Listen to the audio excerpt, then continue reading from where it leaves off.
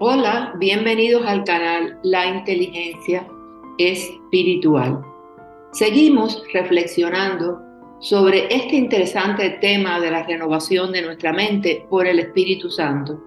Para este estudio he realizado una revisión sistemática sintetizando las evidencias disponibles en estudios primarios, Biblias en diferentes versiones, Biblias de estudio, diccionarios y enciclopedias bíblicas que me han permitido sintetizar y realizar los estudios bíblicos con la ayuda del Espíritu Santo, que hace clara la verdad de la revelación escrita.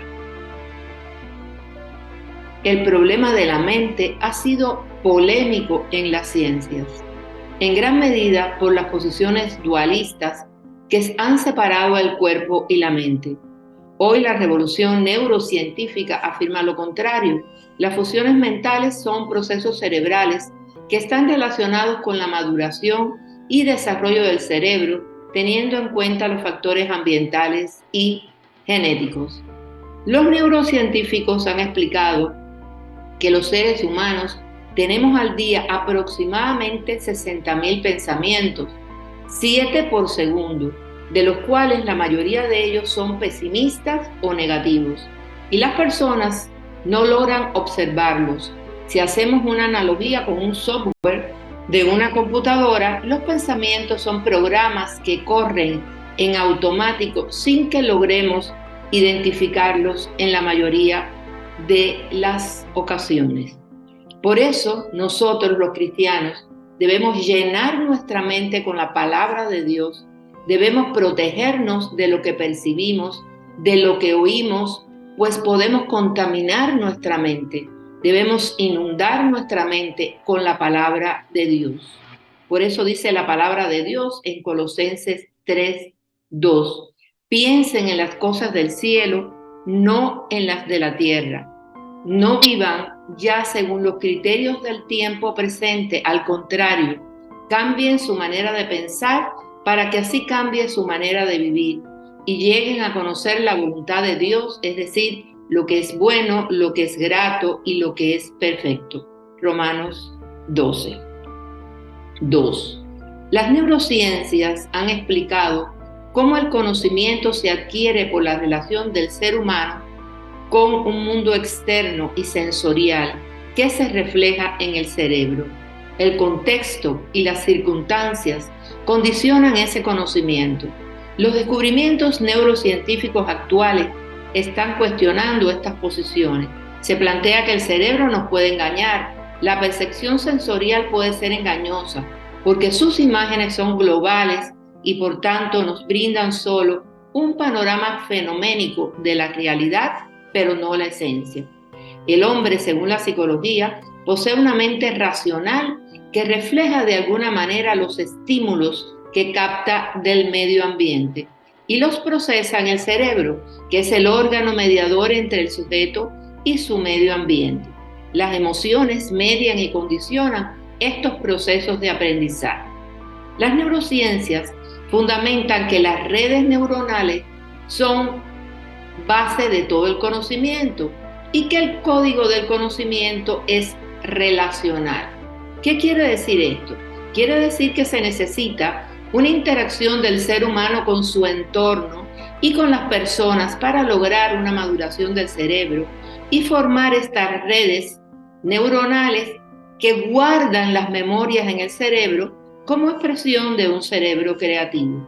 Estas redes que forman la arquitectura del cerebro se forman desde las etapas iniciales del cerebro y las relaciones de servir y devolver que se establecen, por ejemplo, entre adultos y niños, es lo que garantiza la consolidación de estas redes neuronales para la maduración del cerebro. Tal parece que Dios condicionó al cerebro para que esta relación de dar y recibir, primigenia u original con el Creador, fuera replicada como mecanismo que consolidara el desarrollo cerebral posterior y la arquitectura cerebral. Y también la entrada al reino de Dios, porque dice la palabra de Dios en Mateo 18:3, en verdad os digo que si no os convertís y os hacéis como niños, no entraréis en el reino de los cielos. Los cristianos sabemos que el código relacional se inicia con la comunión con el Señor. La relación más importante es la relación con Dios y su Santo Espíritu. En la medida que tengamos la mente de Cristo, nos moveremos en dos dimensiones que ampliarán nuestro conocimiento y sabiduría: el mundo natural y el mundo espiritual. El ser humano tiene una mente limitada, finita, y esto hace que las ciencias y el conocimiento científico sean limitados y no puedan resolver los problemas espirituales del hombre. Por tales razones, la comunión con el Señor es esencial, pero el que se une al Señor se hace uno con Él en espíritu. 1 Corintios 6, 17. La vida espiritual nos libera de la vida en el pecado. La mente del ser humano está más ligada a los deseos de la carne y al pecado. La mente pecaminosa es muerte, mientras que la mente centrada en las cosas espirituales que vienen de Dios es vida en el espíritu, es decir, vida y paz a causa de la justicia de Dios. Romanos 8, del 6 al 8. El Espíritu Santo nos asegura, como hijos de Dios, que ya no estamos esclavizados a los deseos de la carne, ni al miedo.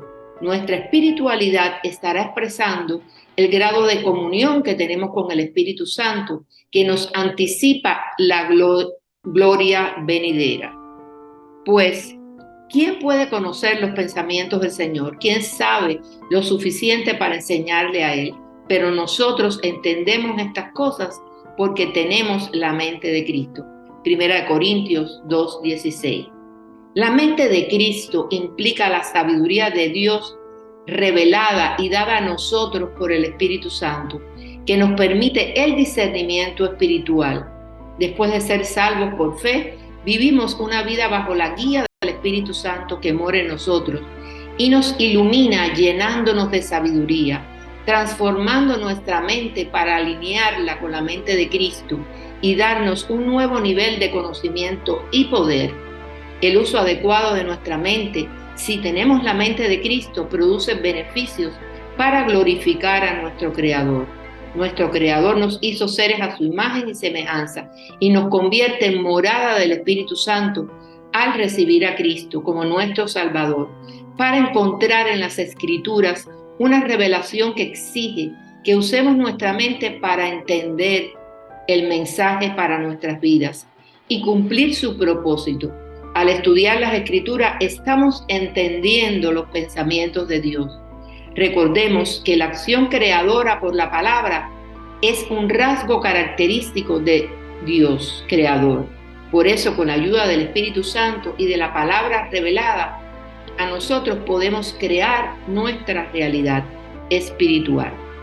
Un uso correcto de nuestra mente como mente de Cristo y el conocimiento de la palabra nos conduce a glorificar a nuestro Creador desde nuestro corazón. Por tales motivos, la fe va acompañada de la razón mediante el entendimiento de la palabra de Dios, por revelación, para que de esta forma la palabra cobre vida y regule nuestro comportamiento. Reflexionemos en el Salmo 32 de David, que expresa la dicha del perdón.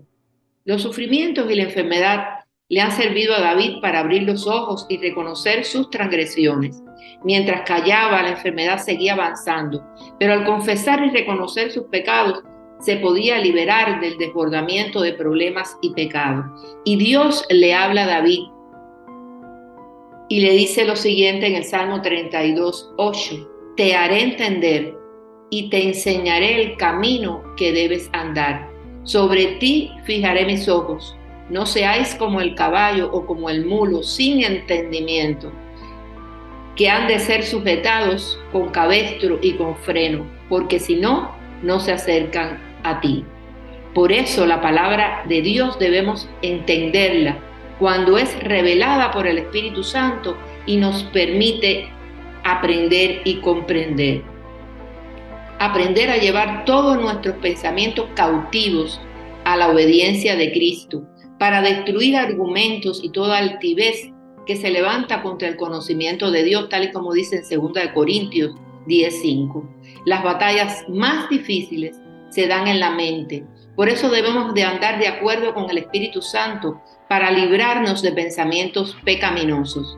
El pensamiento y la memoria nos permiten analizar, estar y vivir en la palabra de Dios, para que cuando un pensamiento pecaminoso entre en nuestra mente como tentación, sea reconocido y el Espíritu Santo nos ayude en la toma de decisión según la propia palabra de Dios.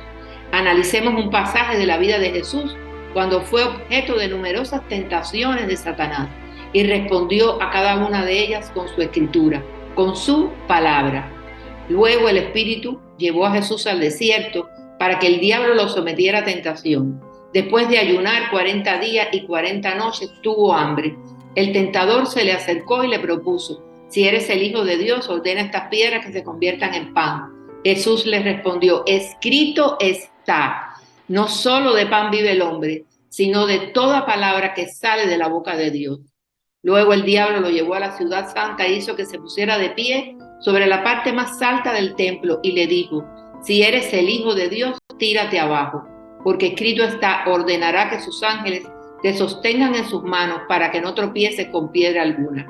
También está escrito: no pongas a prueba al Señor tu Dios. Le contestó Jesús.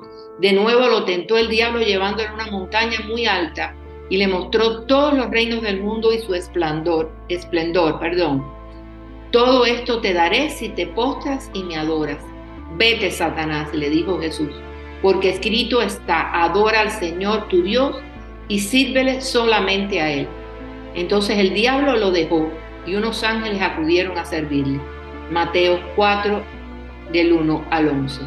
En la medida que hemos aprendido la palabra de Dios y la hemos procesado y la hemos entendido bíblicamente, esta comienza a ocupar un lugar en nuestro cerebro y memoria como redes neuronales, como huellas que recordamos y reforzamos conductualmente hasta que forman parte activa de nuestra mente y de nuestro vivir como expresión de nuestro amor en Cristo. Es entonces cuando podemos utilizar la palabra de Dios como espada para persuadir y convencer a otros que acepten la verdad del reino. La palabra de Dios tiene el poder de transformar vidas para lograr el dominio propio. Y por eso no os conforméis a este siglo, sino transformaos por medio de la renovación de vuestro entendimiento, para que comprobéis cuál sea la buena voluntad de Dios. Romanos 12:2. Gloria a Dios. Seguimos la próxima semana.